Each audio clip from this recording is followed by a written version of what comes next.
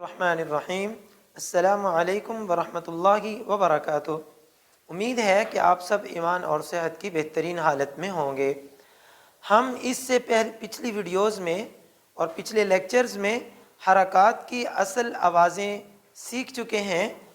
آج ہمارا سبق ہے ملتی جلتی آوازوں والے حروف میں فرق۔ یہاں ہم نے فرق جاننا ہے کہ اصل میں آوازوں میں فرق کیا ہے، یعنی حروف کی آوازیں ملتی جلتی ہوں گی اور ہم نے ان میں فرق کرنا ہے۔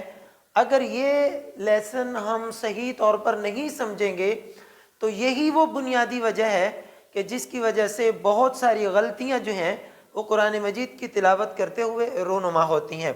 جی تو ہم آتے ہیں اپنے سبق کی طرف۔ ذال اور ضا، ان کے اوپر جب زبر ہو تو ان میں ہم نے فرق کرنا ہے۔ ان کا مخرج ملتا جلتا ہے، قریب قریب ہے، تو ذا ضا ذا ضا۔ اسی طرح ذال اور زا میں فرق کریں گے، ذا اور زا۔ ضا ذرا موٹا کر کے، اور یہ ذال کے اوپر زبر ہے، ذا ضا ذا۔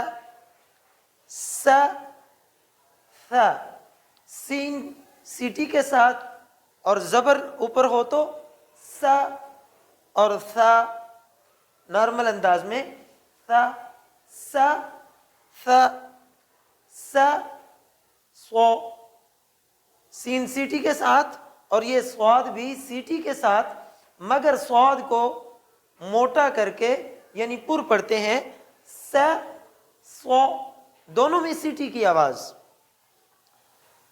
ثا صو ثا صو وہ ضو۔ یہاں دونوں حروف موٹے ہیں اور ملتے جلتے ہیں۔ یہاں وہ وہ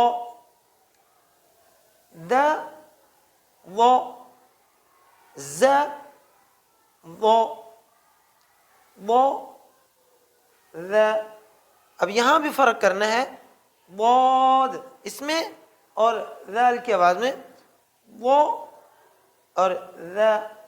اسی طرح یہاں دیکھیے حمزہ اور عین جو ہے ان کی آوازیں بھی ملتی جلتی ہیں، آ اور آ، عین حلق کے درمیان سے آ آ، ہا ہا، یہ ہا سینے سے ذرا بھاری آواز کے ساتھ، اور یہ ہا ہا ہا ہا خو ہا خو۔ اور عین اور حمزہ کی آواز بھی ملتی جلتی ہے، آ آ آ آ ہا اور ہا۔ تو محترم سامعین و ناظرین، یہی وہ مخارج کے اندر بنیادی فرق ہے۔ ہم آپ کو پہلے مخارج جو ہیں وہ سکھا چکے ہیں، اور مخارج بنیادی طور پر اسی لیے سکھائے گئے تھے تاکہ ملتی جلتی آوازوں والے جو حروف ہیں ان میں ہم فرق جان سکیں۔ تو آج کے سبق میں ہم نے یہ ملتی جلتی آوازوں والے جو حروف ہیں ان میں فرق سیکھا۔ امید ہے کہ آپ محنت سے، شوق سے اور لگن سے اپنا سبق سیکھ رہے ہوں گے، اور شوق سے قرآن کریم کو جو ہے وہ خود بھی سیکھ رہے ہوں گے، اپنے بچوں کو بھی سکھا رہے ہوں گے۔ والسلام علیکم ورحمۃ اللہ وبرکاتہ۔